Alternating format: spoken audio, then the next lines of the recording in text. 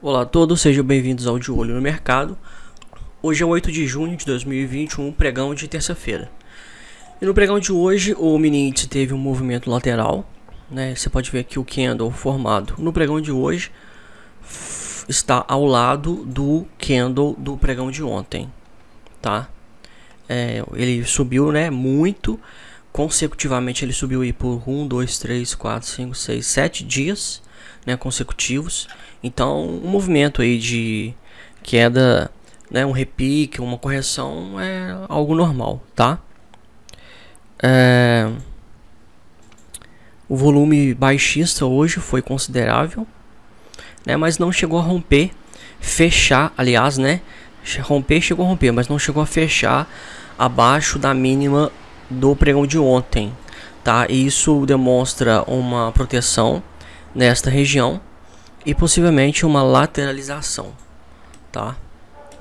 Então, um movimento normal, mas que não é resolutivo, tá? Não define nada, não nos dá nenhuma informação sobre possíveis movimentos futuros dos preços, tá? Também não não indica uma reversão de tendência, porque para haver uma reversão, primeiro que o candle tinha que ser de força, um candle baixista, um candle grande, tá? E também tinha que romper abaixo da média de 20 períodos.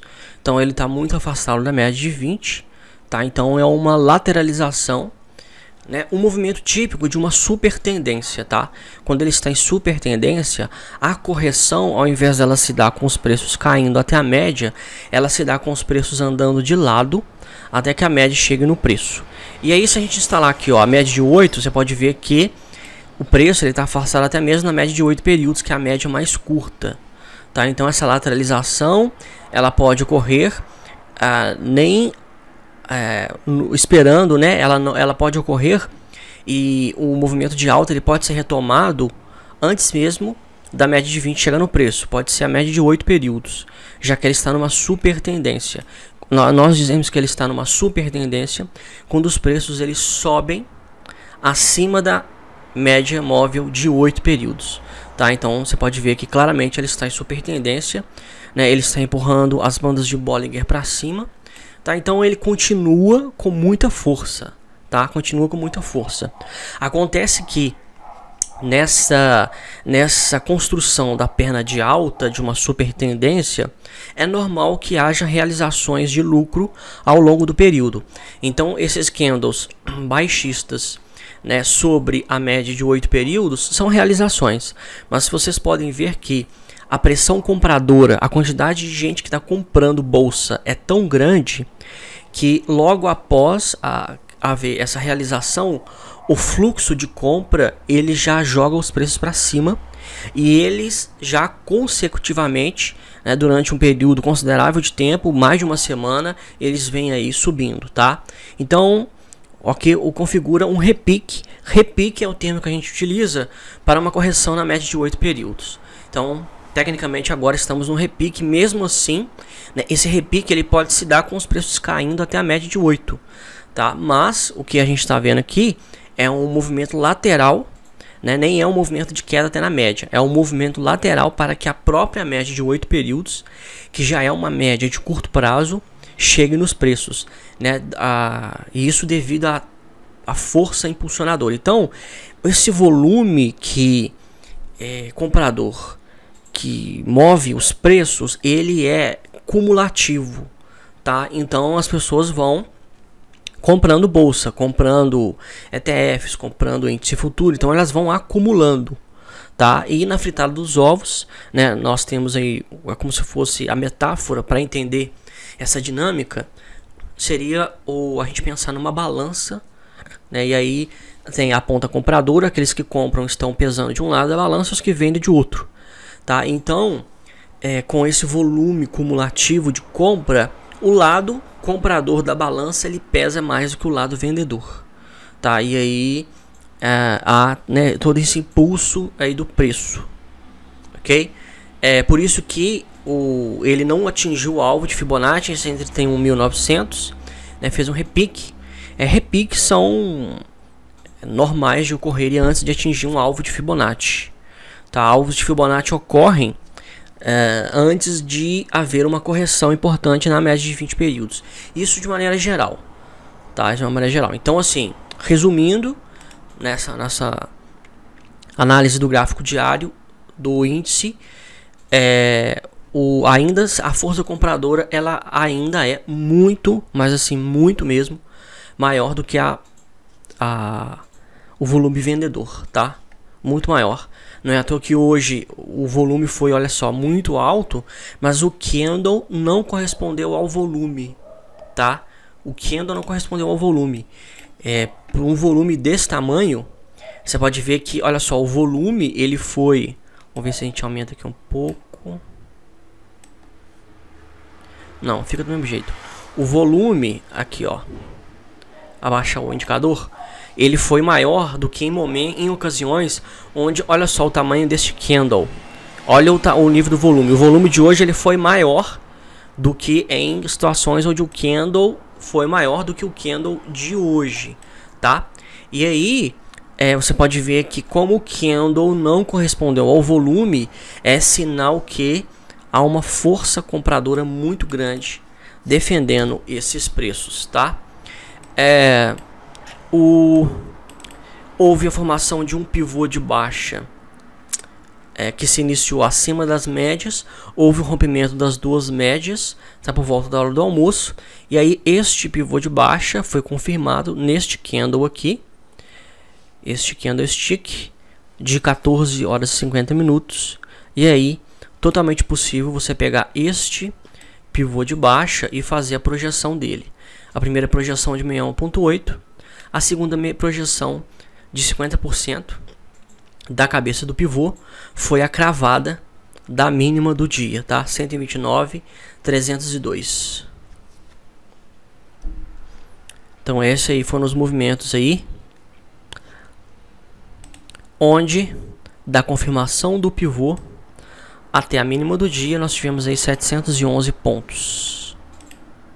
OK? Então isso aí, esse foi o cenário possível aí no mini índice no pregão de hoje. Mini dólar também teve um movimento lateral, tá? Segue o rumo aí ao alvo de R$ 4,90 no gráfico diário. E ele teve um movimento lateral aí, ó, na maior parte do dia, né? Um grande impulso para cima, sem confirmação de pivô, um grande impulso para baixo, sem confirmação de pivô. Quando eu digo confirmação de pivô, é que o preço tem que bater na média, voltar a subir e romper, aqui no caso, o topo. Para confirmar o pivô de baixo, ele tem que bater na média, voltar a cair e romper abaixo do fundo do pivô. Não foi o que aconteceu em ambas as ocasiões, e aí ele ficou dentro de um range aqui de lateralização. Então, nada a fazer, nenhuma possibilidade no mini dólar no pregão de hoje, ok?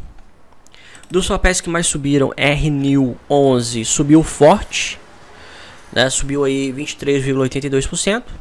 Nada a fazer, tá? Nada a fazer. Foi um grande player que entrou, alguma coisa assim. Tem que esperar a formação do pivô deste cenário atual. A MAR 3 segue em movimento de alta, onde o alvo de Fibonacci está próximo, em 9,57, tá? Faltam aí 49 centavos para a MAR 3 atingir o alvo. Já está bastante afastado da média, então é interessante esperar aí atingir o alvo e uma correção.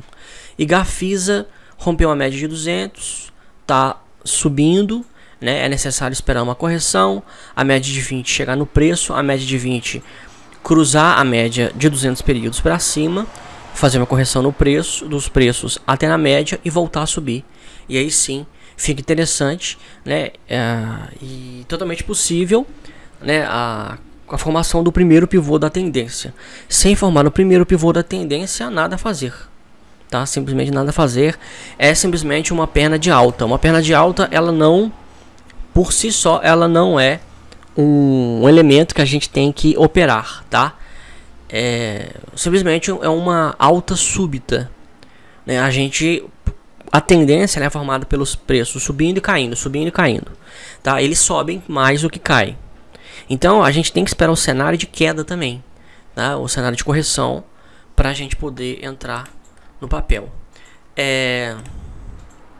Peraí que eu me embananei aqui. Ether 3 rompeu a média de 20 períodos, tá? Ether 3, será que não vai lá no alvo de Fibo? 37,56. Vamos esperar para ver se ele vai segurar na correção de 50% aqui da projeção, tá? Ether 3 subiu bastante, né? Uma perna de alta aí considerável, né? Lá de baixo, lá da mínima até a alta aí, ó. Ele multiplicou, o preço foi multiplicado por 263%, tá? Então assim, né, no período aí de 1, 2, 3 meses, tá? 260% em 3 meses, então assim, uma alta considerável. Vamos ver aqui o gráfico semanal. Média de 20 tá bastante afastada, né? Mesmo assim, os comprados estão, olha só, segurando porque ele tá em movimento lateral, tá? Esse papel aí tem uma pressão compradora muito forte. BRKM5 tá fazendo correção. Aí vamos ver se ele vai parar na média e voltar a subir. Aí fica interessante. Mas é um papel caro, né? R$56. Eu considero um papel caro. CTSA3 subiu, é um papel que mais subiu ontem. Hoje fez uma correção. Respeitou 1/3 do candle barra elefante. Tá? Respeitou 1/3. Vamos ver. É muito arriscado, tá? Muito arriscado. Mas é o seguinte, o que ocorre em situações de candle barra elefante? O ideal seria que ele saísse colado na média de 20. Não saiu? Paciência. Se ele, e aí, para monitorar isso que eu vou falar, o ideal é ir no prazo de 60 minutos. Mas se ele romper a máxima aqui, tá? É possível fazer a projeção de 100% deste candle. Então, vamos colocar aqui, ó, a projeção de 1 para 1. Vamos ver aqui, ó, propriedades, 1, aplicar. Então, se ele rompe 3,60, o alvo é 4,47, tá? Só que é aquela, você pode colocar o stop abaixo do gift, que é esse candle aqui, tá? E buscar esse alvo. Só que corre o risco de romper, voltar, acionar o seu stop, tá? Então, você tem que saber gerenciar. Por isso que, vamos lá no gráfico de 60 minutos para ver. Olha só, olha como que ele respeita o gráfico de 60 minutos. Olha só, formou o primeiro pivô, foi na média, confirmou o primeiro pivô, bateu, foi na média. Que o ideal agora é ele romper, e aí ele vai confirmar o segundo pivô, e aí você fazer a projeção, tá? Deste pivô para cima. Então, né, o seu stop... O stop aqui muito caro, né? Seu stop pode estar abaixo aqui da média de 20, tá? Se ele romper aqui, ó, 3,60, seu stop pode estar aqui, ó, em 3,15. Muito mais barato, né? Muito mais barato. Rompeu 3,60, seu stop em 3,15 com alvo 4,47. Esse cenário aqui é melhor, tá? É melhor do que o cenário de você conduzir pelo gráfico diário, tá? No CTSA3. Porque papéis muito baratos, R$ 3,25, eles têm aí a capacidade de sofrer uma volatilidade imensa, tá? Então esses pavios aqui, ó, esses pavios aqui são regiões onde o preço foi, não se sustentou e voltou. E aí, olha para você ver a extensão, o preço ele subiu 22% para cair 22%. Ele subiu e devolveu, tá? Ele subiu e devolveu, então muita calma nesta hora. Então vamos para o mercado americano. Mercado americano, SP500 formou um candle, ele tentou aqui romper, tá segurando com um doji. Tem aí as projeções para cima deste candle aqui, tá? Vamos ver, o MACD está altista, né, mas o SP500 perdeu um certo embalo. Eu mostrei que as ações do Facebook, tá? Eu mostrei as ações do Facebook hoje. Facebook tem alvo de Fibonacci aí, ó, em $350,60, tá? Ele rompeu aqui acima deste pivô. Então este pivô aqui, a gente fez a projeção de Fibonacci dele e está dando em $350, tá? Facebook é uma das ações que tem protagonismo aí na bolsa americana, então vamos ver se ele vai corroborar com isso, tá? O petróleo WTI também né, retomou o movimento de alta. E a projeção de Fibonacci de petróleo é em 71,68, tá? Essa é a projeção do petróleo WTI. Petróleo subindo, o MACD está altista, Petrobras também sobe, tá? Petrobras subindo, Ibovespa também sobe, tá? Por isso que eu falei sobre aquele repique. Então, assim, né, tem aí condições aí de subir, né, essa puxada, né, essa valorização do petróleo, essa alta do petróleo puxa ações da Petrobras, que por si puxa o índice, tá? Então é totalmente possível esse movimento aí. Falando em petróleo, vamos dar uma olhada rapidamente aqui, ó, em Vale. Vale está dentro de uma região de lateralização, tá? Embora esteja abaixo da média de 20, não tem como falar que ele vai entrar baixista e tal. Ele precisava de romper aqui essa mínima, tá? Então é aqui uma região de suporte importante. Vale indefinido. ITSA4 fez um doji hoje, tá? Um baita perna de alta, fez um doji, sinal que também os comprados estão segurando. Pode retomar também o movimento de alta e pode puxar o índice. Eu estou analisando aqui os principais papéis do Ibovespa, tá? Passei por Vale, está sem tendência. Itaúsa está em tendência de alta, forte tendência de alta. Colocando a média de 8 períodos, você pode ver que, olha só, bastante afastado da média de 8 períodos. Vamos ver YouTube. YouTube também, forte tendência de alta e super tendência. Chegou a romper o alvo em 32,46. Vamos ver aqui onde será o próximo alvo de Fibonacci. O próximo alvo de Fibonacci aqui, ó, 34,17, tá?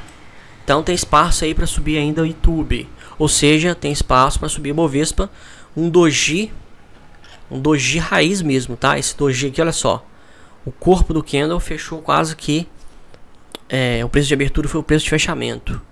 Tá? Outras ações que tem também um peso grande é BBAS3, Banco do Brasil, também um leve repique, um doji, forte movimento de alta. Vamos ver BBDC4, BBDC4 também, né? Então um repique, tá? Nas principais ações tem aí, ó, um espaço aí para subir ainda em direção ao próximo alvo de Fibonacci em R$ 29,18, tá? Então tudo indica que Bovespa vai continuar em alta. E para fechar, vamos dar uma olhada aqui, ó, em Bitcoin, que Bitcoin eu vi que caiu hoje, tá? Deixa eu ver Bitcoin. Bitcoin tá segurando uma região de suporte importante, tá?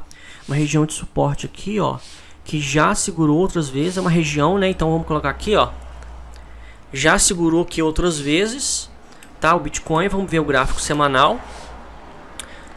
O gráfico semanal foi uma lateralização, tá? MACD. Para mim, o alvo dessa queda é esse aqui, ó. Para mim é aqui, ó, média de 20 períodos do gráfico mensal, tá? Para mim, Bitcoin vai chegar a 21.417 pontos. Essa média, ela vai subir, tá? Embora os candles possam cair aqui, ó, mas ela vai subir um pouco ainda e tal. Então, talvez ela possa chegar a 24 mil pontos, alguma coisa assim. Então, para mim, Bitcoin vai fazer essa correção no mensal, tá? Esse é o gráfico mensal. Então, ele vai segurar nessa média de 20 para voltar a subir. Para mim, esse aí vai ser o movimento aí de Bitcoin, tá? Porque aqui, ó, no gráfico semanal, ele caiu.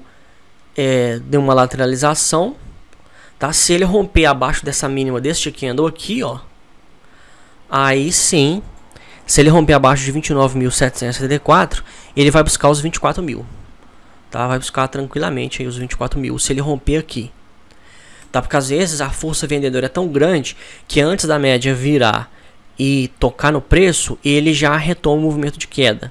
Tá? Você pode ver que a correção ela não se deu com a alta, ela se deu com um movimento lateral. Então às vezes faz um movimento lateral e antes da média chegar no preço já tem uma explosão para baixo. Pode ver que o MACD está nas máximas baixistas aqui, tá? Então realmente se romper, Eu coloquei 24 porque é onde que eu suponho que a média de 20 do mensal vai chegar, tá?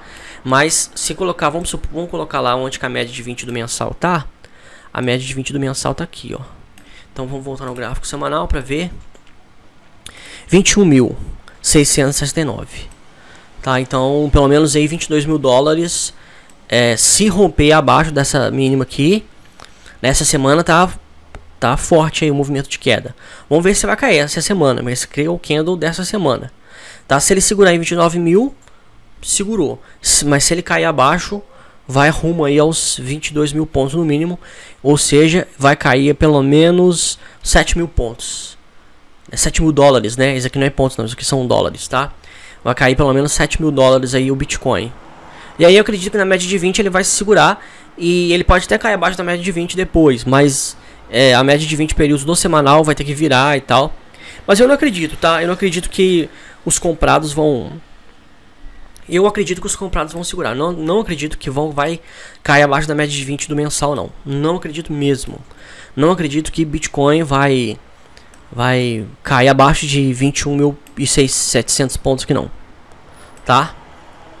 É muito difícil. Aqui, ó, muito difícil. Quando o Bitcoin tava aqui, ó, nessa faixa de preço, o mercado tava mais incipiente, né? Não tinha tantos mineradores, não tinha tantas plataformas, a adesão ao Bitcoin era mínima, tá? Era mínima, então assim, não acredito não que ele vai voltar a patamares anteriores aqui não, porque já existe um ecossistema por trás do Bitcoin segurando o preço, tá? Segurando o preço assim, já gerando um valor, né, para a criptomoeda, então ela tem um valor intrínseco, tá? E aí esse valor intrínseco, eu não acredito que ele seja abaixo aí de pelo menos 20 mil dólares. Não acredito. Não acredito mesmo. Porque 20 mil dólares foi aqui a região de máxima aqui, né, que ele chegou anteriormente. E aí o ecossistema, né, do Bitcoin já está muito avançado, muito mesmo. Então assim, a quantidade de mineradores que tem, né, e de compradores... eles vão manter no mínimo esse patamar aqui. Tem muita gente entusiasmada com o Bitcoin. O CEO do Twitter, tá? Enfim, várias instituições aí. O Ray Dalio falou bem do Bitcoin e tal, né? É só o Warren Buffett e na verdade foi o Charlie Munger, né? O Charlie Munger, sócio lá do Warren Buffett, falou mal do Bitcoin. Mas é engraçado, né? Ele falou mal do Bitcoin e hoje foi noticiado que o Warren Buffett comprou 500 milhões de dólares em ações não, né? Porque o Nubank, ele não é cotado em bolsa, né? Investiu 500 milhões de dólares no Nubank, né? É uma parcela muito insignificante do portfólio dele, tá? E tem outra, né? Ele investiu no Nubank, uma empresa que não deu, já tem anos que tá aí e não deu lucro até hoje. Eles estão tentando arrumar meios da empresa ter lucro. Então assim, analise. O próprio Warren Buffett tem uma frase, né, que resume bem o que a gente tem que fazer. Ele fala o seguinte: quanto mais velho eu fico, mais eu presto atenção no que as pessoas fazem e menos eu presto atenção no que as pessoas falam, tá? Essa regra serve para ele também. Então assim, você presta atenção no que o Warren Buffett faz, não no que ele fala, né? Porque falar de criptomoeda e tudo mais é muito fácil, né? E aí ele pega o dinheiro dele e vai lá e investe numa empresa também que, né, uma empresa de tecnologia, né, que tem a fama de ser disruptiva e tudo mais. Então, vai saber. Mas foi uma parcela mínima, tá? Ele, as posições que ele monta aí, ó, em Wells Fargo, em grandes empresas são 20 bilhões, né, 5 bilhões, 10 bilhões. Então, 500 milhões para ele é uma fatia muito pequena, tá? Talvez ele vai estar testando, né? Ele gosta de, às vezes, fazer um investimento ali para ver como é que vai comportar o ativo na empresa, né? Para ver sempre como é que a empresa vai comportar. Eu acho que ele investe um pouco para a empresa poder gerar um certo tipo de resultado. E aí, se a empresa conseguiu atingir determinadas metas, ele vai lá e investe mais. Ele tem uma frase que ele fala, né? Que você não pode, nunca meça, nunca verifique a profundidade de um rio com os dois pés. É uma frase dele também. Então assim, né, eu acho que ele tá colocando o primeiro pé aí no Nubank, né, nessa área e tal, para ver como é que é, né? E aí, como é acionista, ele vai ter acesso a relatórios, a informações internas, etc, etc. E aí ele vai analisar, né, ver como é que essa empresa bateu metas, o que foi. Porque a empresa, né, essas empresas estão começando, né, empresas de tecnologia que passa por várias rodadas aí de investimento, mas assim, os caras têm metas, tá, para cumprir. Eles não ficam ad eternum, né, recebendo investimentos em várias rodadas até o negócio falir. Essa não é a ideia, tá? Então, né, se ele investiu, tem algum intuito por trás, tá? Mas assim, né, muita gente dá muita importância porque o Warren Buffett fala, tá? O Warren Buffett falou aí, por exemplo, ele investiu no Nubank. Nosso Deus, hoje na internet, né, o povo aí que é a favor, defende, né, essas fintechs aí como Nubank, o pessoal tá malhando, falando, aí, ó, se o Buffett investiu, vocês não investiram, vocês não sabem de nada, não sei o que. Mas assim, né, o Warren Buffett também não é Deus, né? Ele também já errou muito, então, né, fica a dica, ok? Eu vou ficando por aqui nos estudos de hoje. Qualquer dúvida estou à disposição. Um abraço a todos, se Deus quiser, até amanhã.